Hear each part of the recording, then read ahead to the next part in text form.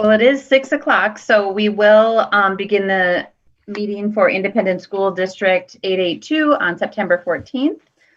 With that, we'll just call into order, and then we'll move on to the approval of the agenda. It looks like we had some updated personnel matters. Did everybody get that?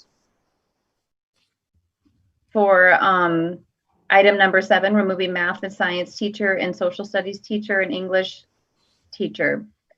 We removed a couple of things on there. Is all board members aware of that? Yes. Okay. So we do have an approval of the agenda. So moved. Second. Motion made by Melissa Curtis, second by Jennifer Lewis Cannigator. All those in favor say aye by roll call. Melissa? Aye. Candy? Aye. Jennifer? Aye. Missy? Aye. Jeff? Aye. And Jill? Aye. Motion passes 6-0 to approve the agenda. And then we will continue on with citizens' comments. I don't believe we had any requests for citizens' comments, Jill? We did not, no. Okay. So we'll go on to the consent agenda.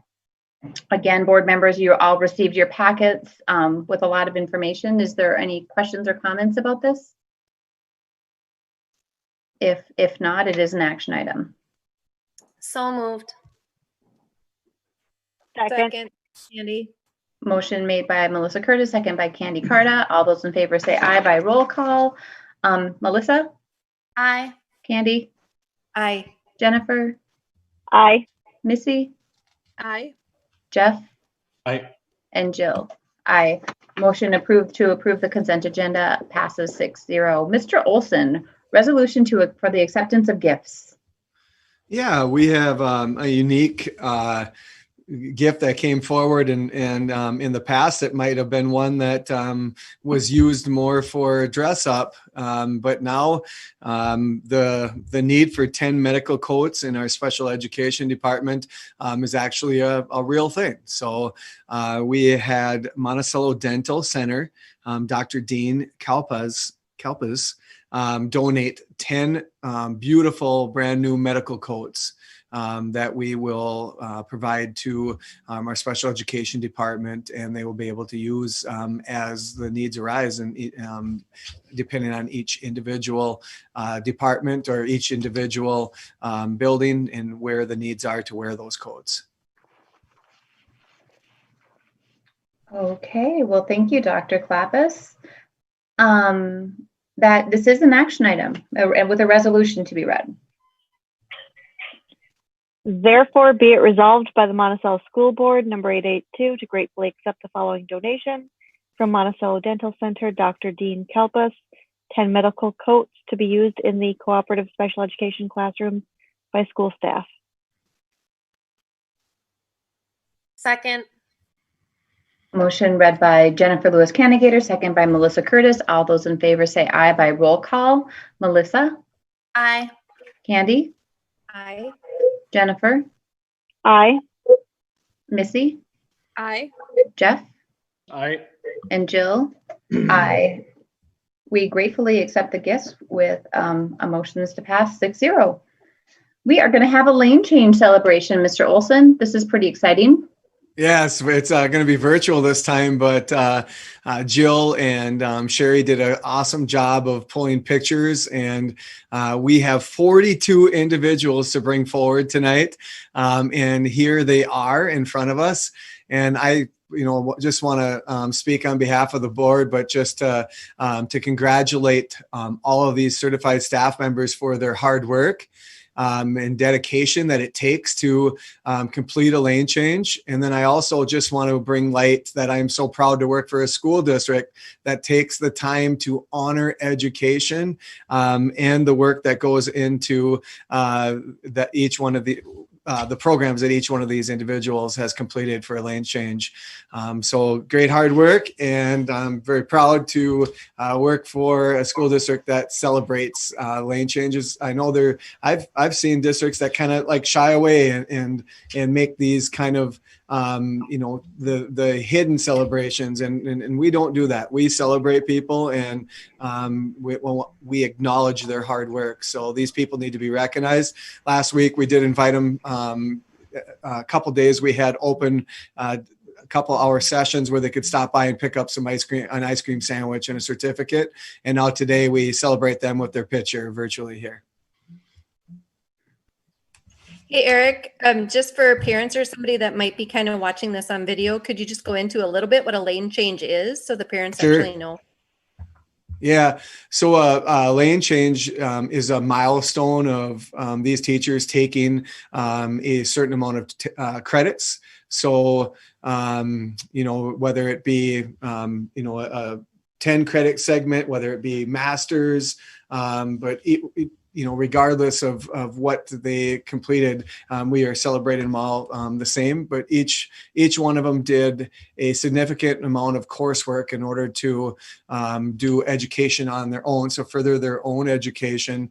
And it does have, advancements for the district where we get the fruits of their labor. So whatever they studied, they are to bring that back into the classroom for students and colleagues. And they surely do. And then obviously there is a benefit for each individual to continue their education because our teacher contract does recognize their hard work monetarily as well.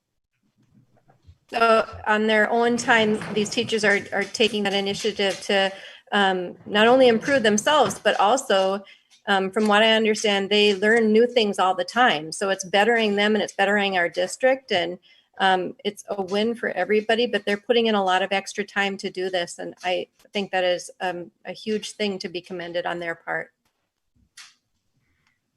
Absolutely. Anyone else have any other thoughts or comments? I just want to say congratulations. I see a lot of familiar faces on there. It's really exciting. Well, I echo everything that Candy said. It's incredible what, teachers continue and staff continue to give back and contribute to their own growth that we all benefit from. And certainly the students in the district gain a lot from all of their achievements. So congratulations to everybody for your accomplishments. So we'll continue on to the 2021 Monticello School Buildings Handbooks. Are we going in order here, Mr. Olson? I'm assuming that we're starting with the middle school? Yes. Okay. Each principal is going to come forward and they, just have a short presentation to highlight a few of the things in the handbook of this year. All right, Mr. Sherber and Mr. Colwell, you have the screen. Oh, well, thank you. I was going to say the floor, but that's not a real thing. Right. You have the screen though. I get the screen, and I realize I look at myself in this meeting. I look like I'm in a penitentiary. There's nothing behind me. It's a very blank room down here in the basement where it's quiet. There's a lot of racket upstairs. They're eating, and they are talking about their first day of being at home and the learning. So I went to the basement. Regardless, just wanted to mention a few things about our middle school handbook. This page kind of summarizes it, just in the fact that it didn't get a wholesale change. We obviously still need a student handbook, and we still have one. We did modify some things with regards to attendance to provide more opportunity. I know throughout the summer, Eric heard and we heard there were some families that wanted to stay enrolled, but also wanted some flexibility in being able to travel, and with the online component, have that as something that being the ability to learn and still not be at school, and maybe even not even be in their house. And so we provided more flexibility, I guess, with regards to families. And we used to kind of squash that and ask the families don't do that as much, but if they would stay enrolled, we tried to talk them or put them in a situation where they could do it, yet have a little bit of caution just when considering those longer trips. So that wording is in there. We updated our daily schedule. And then, of course, just trying to put an emphasis on the importance of attendance, no matter which learning model we're in. Last spring, we really struggled with some students, and the expectations maybe weren't there when we were in that crisis learning mode. So we tried to put a little bit more expectation just with regard to attendance, even on their off days. And then at the bottom, one other change we made, we wanted to make parents and students as familiar with our handbook as possible, yet knowing it isn't something that they read through on a regular basis. So we switched to, instead of a handbook quiz with our students, which they would take at the beginning of the year, we just had kind of a thought to have a summary page and to highlight a number of kind of important points that typically do come up.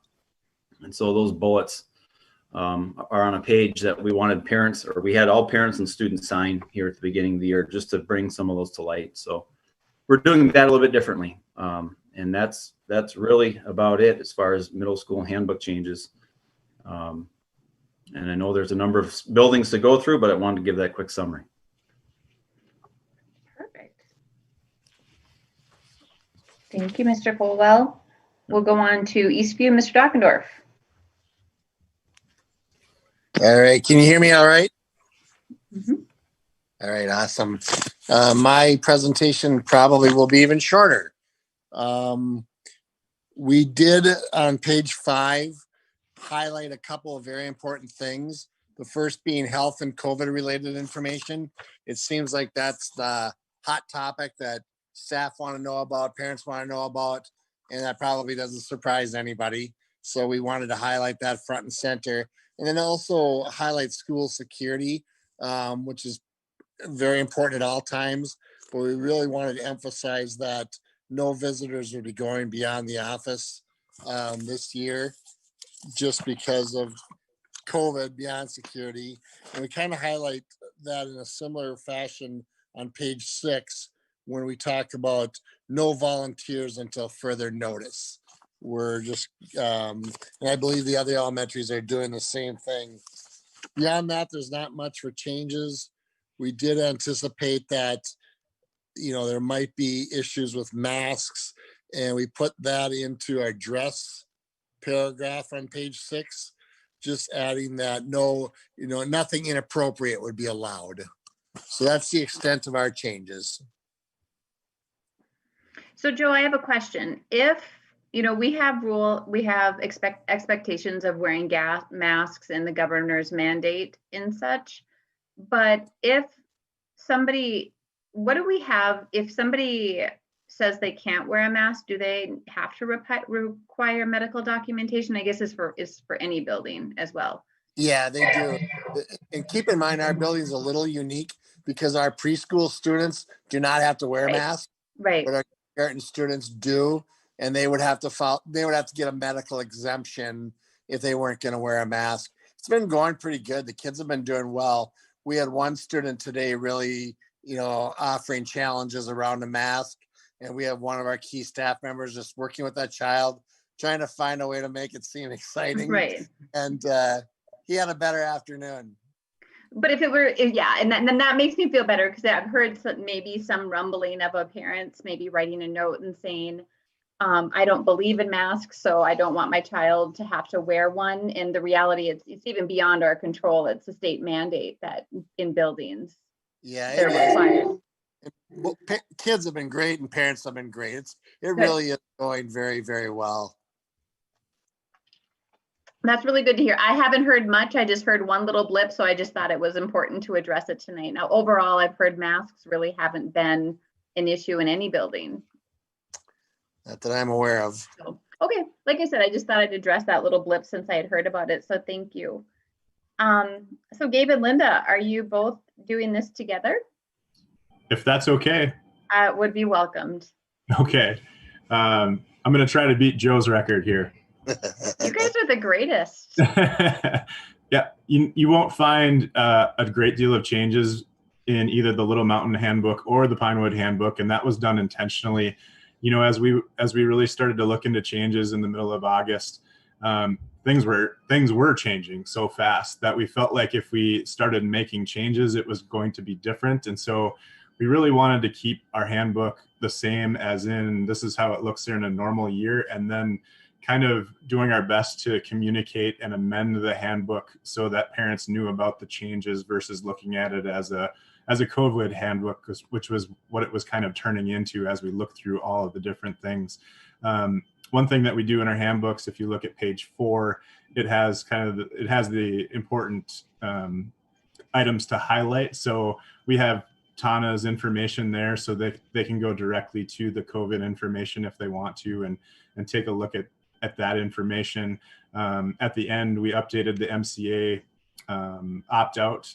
And then I would say even within, as I was looking through the handbook, there are some things even now that would change. And I would certainly take any input from the school board about whether or not they want us to treat the handbook like a working document, but it really is a document that is part of the normal school year, I would say. And then we're just communicating out those big changes to our families just because things change so fast. But we could absolutely change it to reflect any changes that are happening as we go along the school year too.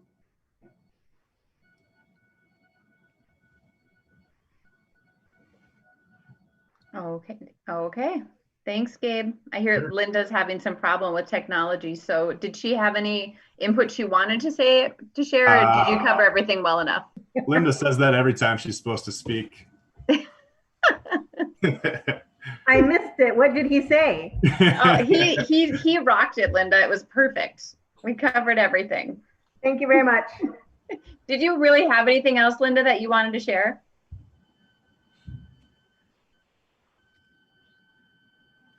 She froze. Okay. I'll speak for her and say that we're good. Okay. Thanks, Gabe. Yep. Thank you. Okay. Mr. Carr and Ms. Hanson for the high school.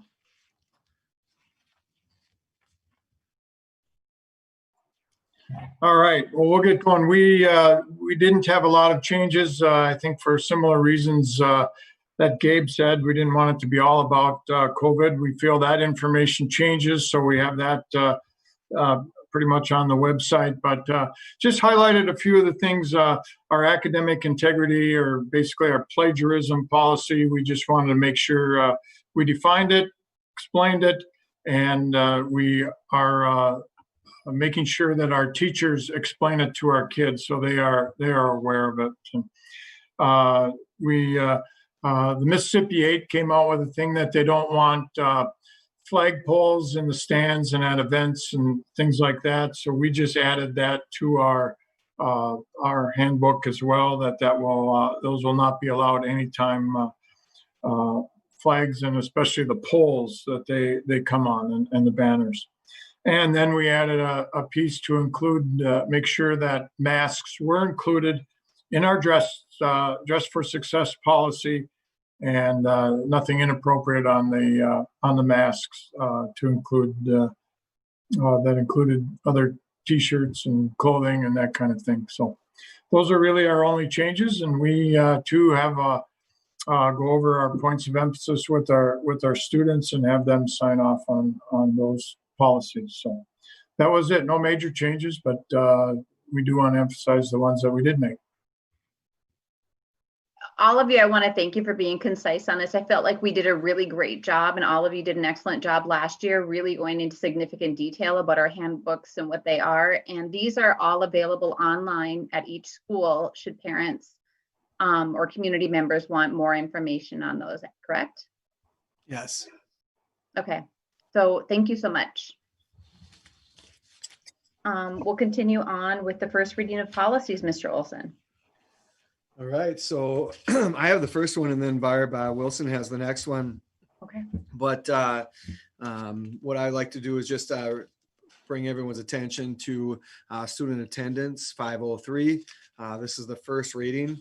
We just really wanted to, kind of like Mr. Colwell had mentioned, we wanted to understand and communicate to our families that this is a different year, and student attendance will look different. Our expectations for when people are sick, is more than emphasized. We want people staying home if they're sick. And so that's a big piece, but we know that families often get nervous if they're missing too much school, and we appreciate that. That shows the value of education. We also need to not only value education, but we need to balance with staying healthy and keeping our staff and other students healthy. So we did add a section on this policy to just add one small disclaimer that this policy needs to have some leeway with a worldwide pandemic. So that's the only piece of information that we added. Otherwise, we still will work with the county. But as you can see here, a global pandemic, during the pandemic, no pandemic related absences will count towards a truancy pattern. So that was the piece that we felt like could give us an encompassing statement for us to work within our school system, and also work with our county partners to continue to value education, but also uphold the need for students to stay home when they are ill.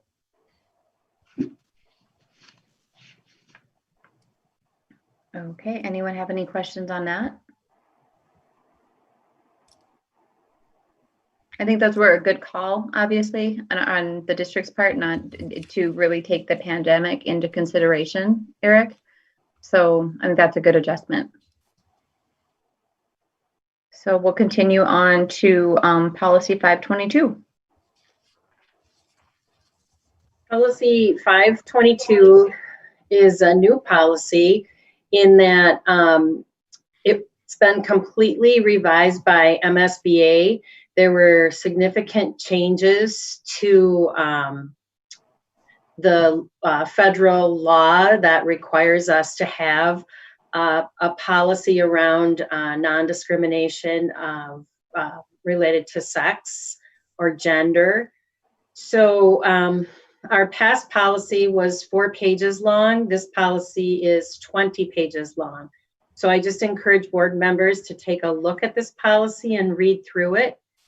The big changes, really, this policy lays out a little bit more the different roles we need to have in the district, what our reporting and investigation processes should look like. And so it just gives a lot more definition for us to follow. It's not a new policy in that we've always maintained this type of policy. It's just a little bit, it's much more detailed. So this is the first reading of the policy, and instead of trying to cover all of the changes right now, we will dig into it in our next policy committee meeting. And I just encourage all of you to read it. And if you have any questions or want to talk about any of the wording in it, just to send an email and we can have a deeper discussion at committee or at our next board meeting. Any questions? This is a federal law change that took place in August, and so we need to move on it. It has some required trainings, which we're in the process of taking care of, and just making sure that we stay in compliance with the new federal guidelines. Thanks so much, Barb. Mr. Olson, we're back to you with the 2021 start of the school year. And it sounds, with a video created by Gavin Nelson and Clay Swatsky. Yeah, I know, we like doing things different from year to year. Just there's some things that are awesome as traditions. And then there's some things that just need a little spruce up or a makeover. And I'm sure the principals would, I'm thinking they're appreciating not having to do the start of the year presentation that we've done for so many years. Instead, we tried to capture it with what I think everybody in the district will view as an award-winning presentation produced by Gavin and Clay. And I think it's just best to let it do its own talking right now. All right, thank you.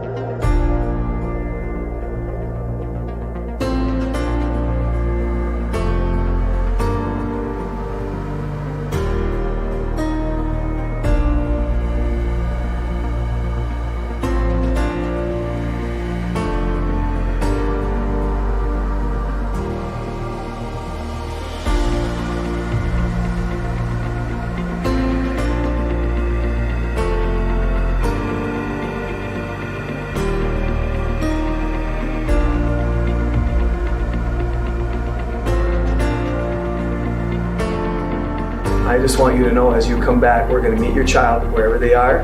We're going to give them what they need. And this is going to be an amazing school year.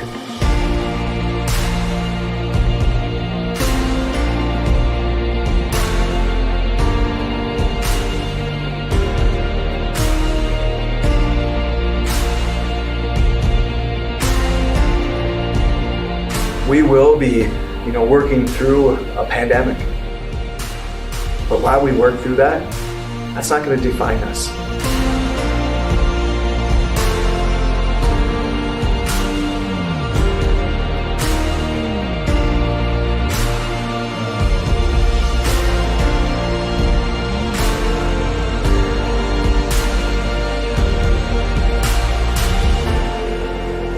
We're going to attack this school year with 4 very simple steps. The first step is to keep it simple. Step 2, we're going to build relationships like never before. And then, obviously, I'm going to re-emphasize, keep people safe. There's one more step that we're going to take this year. And that step is innovation.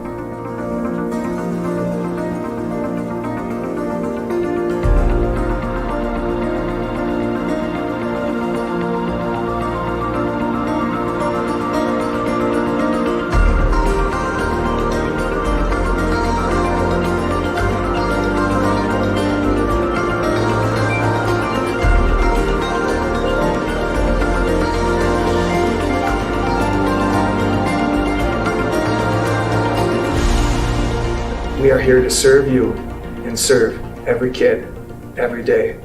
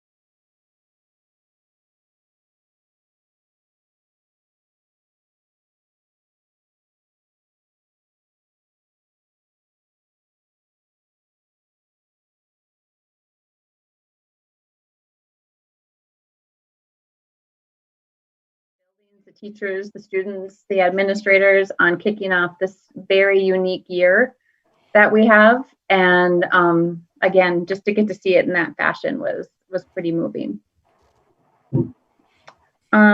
Seems like we could just end on that beautiful note, but we have more to cover.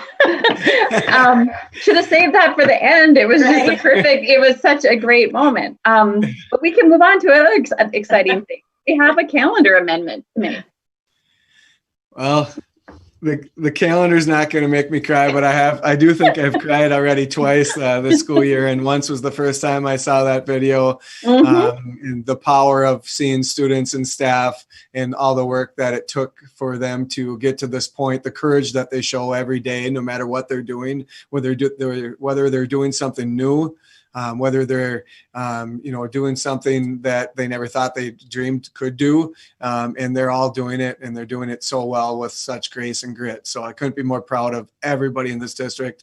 And yeah. Eric, Can I just say one thing super quick? I'm sorry. Can we can we send that out to the district, all staff, and can we upload it onto our website? Absolutely, or maybe that's already Jill. been done. Yep. We'll do that tomorrow. I know one of the things I said to Gavin today, it's weird, but when you have a person like Gavin and Clay as the ones that they're kind of, they're the producers, their heart and passion for this district it's a lot like everybody else that that whether it's a school board member, whether it's a admin, whether it's a teacher or any of our employee groups, the passion that went into that video and the heartstrings that they tugged was exactly what I think we had hoped for. And it's one that needs to be front and center on our webpage. So thanks for recognizing that, Jill. Absolutely. Thank you again, Gavin and Clay. That's incredible work. I'll be thinking about that for a while. It was beautiful. Okay, back to the exciting calendar. Go, Eric. That's right. So the calendar is, it's an important tool and we need it. And one of the things that we noticed as we worked with administration, as we worked with different employee groups, we were not making our hours. And so I had to go back and start. So this Minnesota State statute has both our minimum requirements for days, 165, and then hours, depending on the grade level. We were short, and we were trying to do what was right by our employee groups and trying to minimize their time of exposure. And we're not going to take that back. That's important. That's what we need to do for all of our staff members. But what we also need to do is we need to uphold our Minnesota statute requirements. And in order to do so, we did need to do some tweaks to the calendar. One of those tweaks does require board action, as it is something that we need to communicate out to our families. And so in the calendar, if you would look on the website, or if you have a copy of this sitting at home or on your fridge, the yellow colored items on this calendar, they used to say district early dismissal. They don't say that anymore. Now they say district distance learning days. And why we need those is we need to capture some of those hours throughout those particular calendar days. So by changing them to distance learning, we can account for all the hours of the day that goes into our normal school day. So I'm asking for that to happen tonight. And then the other changes will be able to take place behind the scenes at the building level, especially at the secondary level. And building administration will work on those changes. But it really, the other change that we need to do, and I met with the secondary principals today, and I talked with EMM President Joe Rosh today, but we do need to add a little bit of time on our Friday. So the day that's more of that individual student day, where we're doing a lot of Google Meets with students, and we're not running a full-blown schedule. We're more doing the intervention enrichment check-in model on every Friday. We're going to add some time to that day in order to meet the minimum requirements for hours. So that doesn't have to be done here. That'll be done at the building level and then reported through the MDE accounting system, Mars. So what we need to do tonight is we do need to change those district distance learning days and account for them. They used to be district early dismissals. Well, right now, district early dismissals really aren't going to work that well. When we don't even know what model of instruction we'll be in. So really doing a distance learning day on those days really makes a lot of sense, no matter if we needed time or not. There had been a lot of talk at the building leadership teams already that what are we going to do on those district early dismissals now? How are they going to work? How are they really needed? So this change just kind of came about. I ended up needing to look at those days differently, but I know all the buildings were already looking at those. They just didn't seem to fit our current school year. So I bring forward these yellow days on here, and I would like to change the previous calendar, which slated them as district early dismissals, and I would like to now change them to district distance learning days. Okay, board, are there any questions or comments? Otherwise, it is an action item. So I move.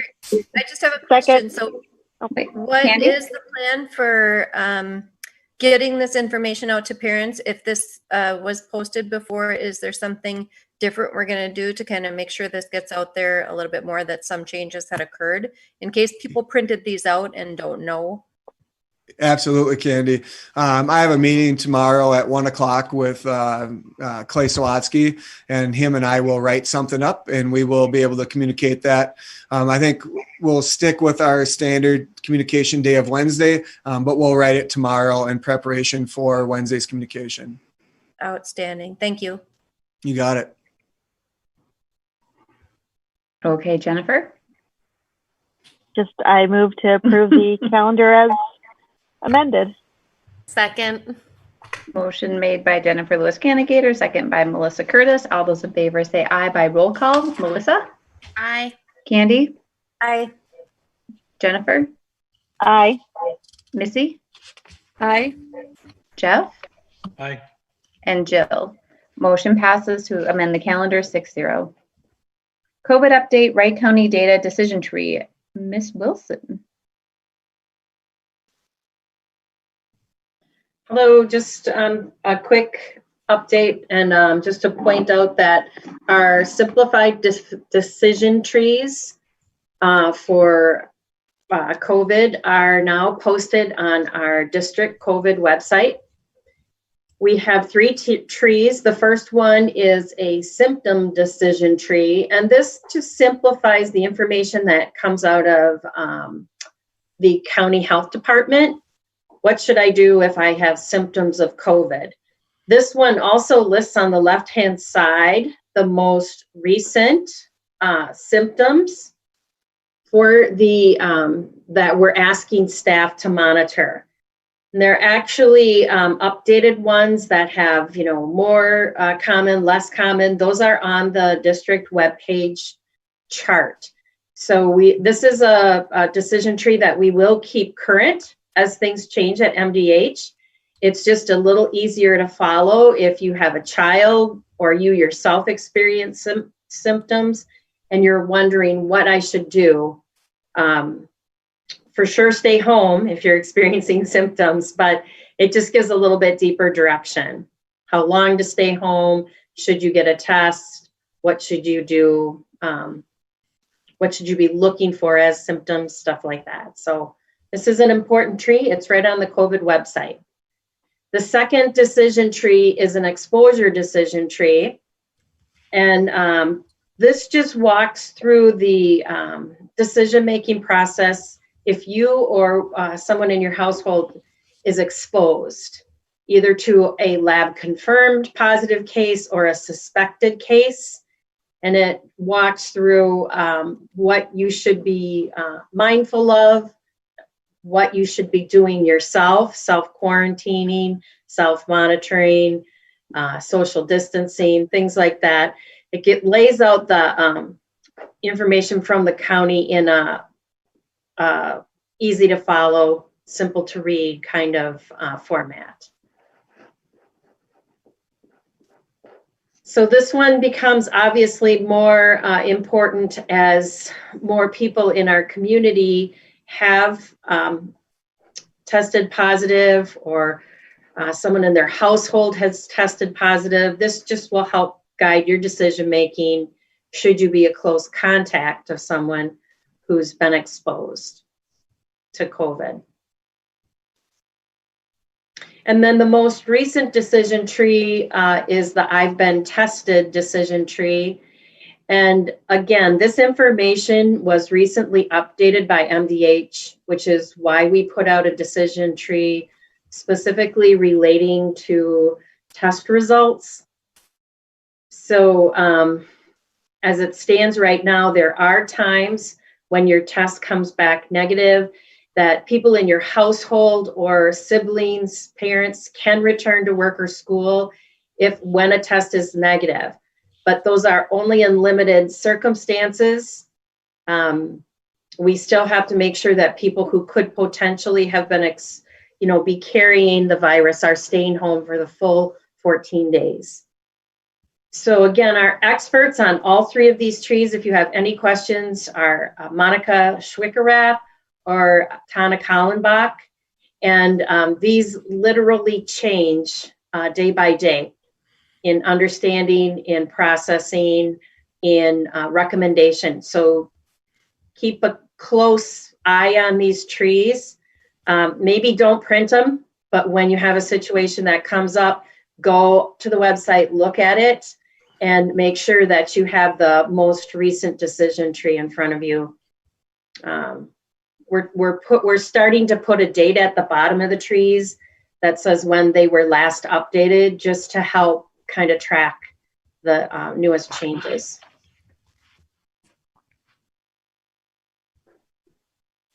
So with that, so far as staff and students have come back, people are staying home if they're sick. They're calling, asking great questions.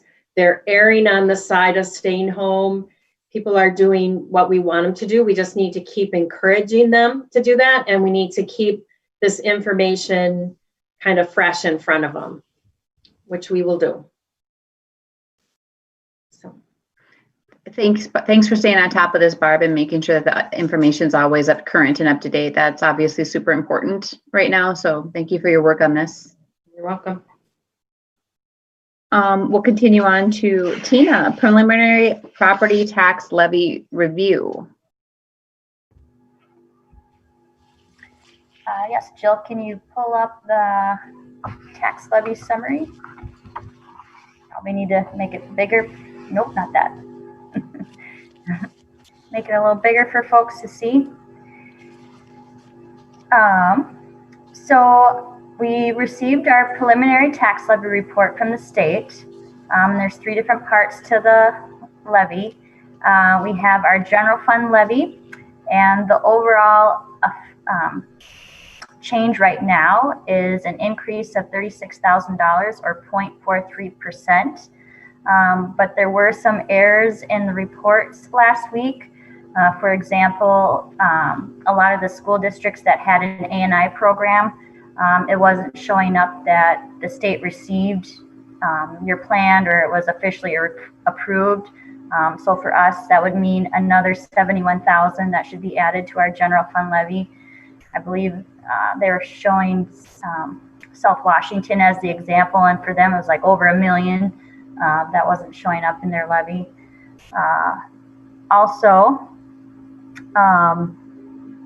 we got all our lease agreements. I got a sneak peek at all of them to see if we had utilities or not included in the lease levy. So that changed a little bit on one of the leases, because when you lease levy, you lease levy the rent, but you have to subtract out utilities that you're not paying directly. They're assuming that the landlord is taking care of that. So the lease levy reflects any rent, but takes out any operating costs with that. With the community service fund levy increasing $7,000 or just over 2%. The biggest change for that is an additional $10,000 for school age care or a Magic Adventures program. And then finally, our debt service fund levy is decreasing $40,000 or a minus 1.1%. And there will be another change with our debt service fund to early recognize some of the bond proceeds with our Pinewood project. We have some bond funds that aren't going to be spent, so we need to return that back to the property taxpayers. So I'm trying to work with the state to at least get some of that early recognized, because every little bit helps, and kind of have that phased in over the next 3 years as our Pinewood HVAC project comes to a close. But right now, just presenting this for the first time, and then next week we'll approve the levy to the max. That's what we normally do, our school districts do, because with the state, we want to make sure that we're getting full advantage of all the formulas. We're different from cities and counties, where a lot of our levy is based on formulas, and we don't really have any control over the levy minus voter approved levies. So as you know, we are going out for a question in November. So if we do have that question pass, this would increase our overall levy on December when that's presented at the Truth and Taxation hearing. Okay, so you don't need anything from us tonight. This is not an action item, but lots of great information, Tina. Does anybody have any questions for Tina now, or I'm sure she would be happy to entertain them at another time as well. All right, well, Tina, it's still you. Now we're going on to a 2021 adult food service rates, which will be an action item. Yes, so as you know, the USDA allowed school districts to operate under the Summer Food Service Program or the Seamless Summer Program, and those programs have different minimum adult meal prices than what we would have under the National School Lunch Program. They're just a little bit different. So because we are operating under the Summer Food Service Program to start the year, I am recommending to adjust the adult meal prices to cover that minimum requirement. And so there's a summary of kind of what it was last year, what we approved in May, and then now this change again. So it's another 5 cents for breakfast, another 10 cents for the adult lunch. Okay, anybody have any questions on that? Otherwise, like I said, it is an action item.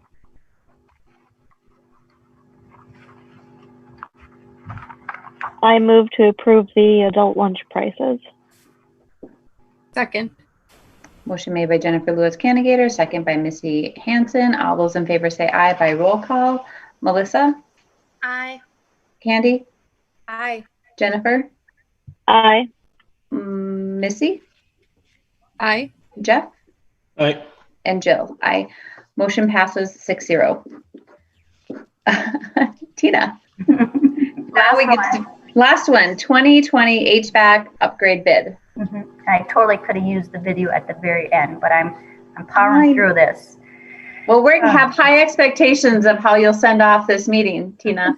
All right. Well, I try to keep my cover sheets kind of even keel, but I was just too excited to share this bid tabulation with the school board. You know, if you recall at our August 17th board meeting, we had Dave Phillip and I present, mainly Dave, not really me, about installing cold plasma ion generator systems that would allow staff and students to feel more safe in our buildings. These updates would also help with flu, allergies, and asthma as well, so not just COVID. We had our bids due September 10th, and we received 6 competitive bids. With the lowest combined bid, we did a base bid of just doing the classrooms and an alternate to do the whole buildings. So the combined bid, the lowest bid was UHL for a total of $199,645. When we were initially getting quotes and kind of exploring this, I think it was probably around $750,000. And I'm so glad we did our process, and as soon as we knew we were going to get that additional coronavirus relief funds, I knew right away that this is what we had to spend it on. And with these competitive bids, the people really sharpened their pencils. I'm not sure exactly, if we would save $500,000, but I hope this process, kind of did that. So we're going to get a nice upgrade to our HVAC at a reasonable price, and then that hopefully we can enjoy for many years. We had Steve with GTLA Architects to help us with the process, so he had a recommendation letter for you to see as well. But I'm recommending the board to award the base bid and the alternate in the total amount of $199,645 to UHL for our HVAC upgrades. And as soon as we're done here, I'll let them know it's a go and have them order these so we can get them installed hopefully over MEA break.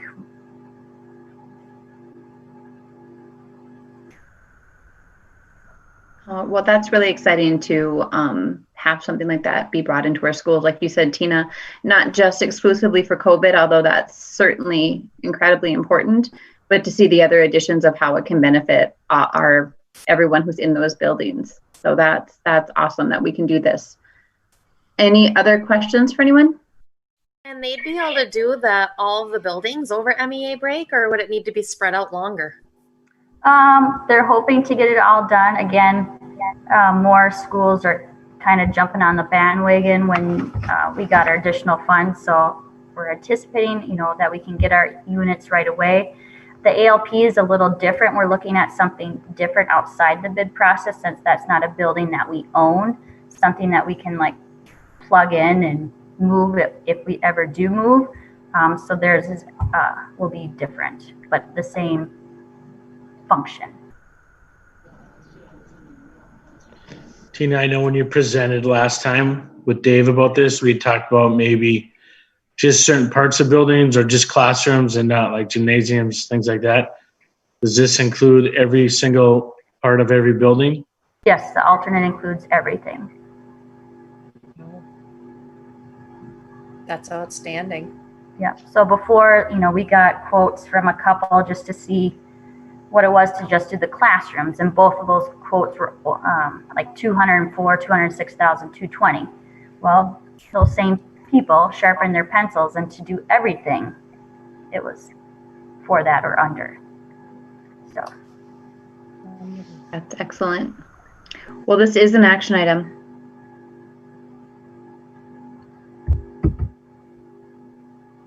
I can't even see or read it because obviously Jill says my eyesight is too poor. So somebody else is going to have to make a motion. Is there a particular thing to read, or can we just say that we move as presented? You move to approve the lowest bid to UHL. I move to approve the lowest bid as presented by Tina Burkholder. To UHL, right? Yep. And the amount of that was 199,000 something. 645. Yep. Perfect. And Candy, Jennifer, did you second that? Yes, okay. I did. Motion made by Candy Carta, second by Jennifer Lewis Canigator. All those in favor say aye by roll call. Melissa? Aye. Candy? Aye. Jennifer? Aye.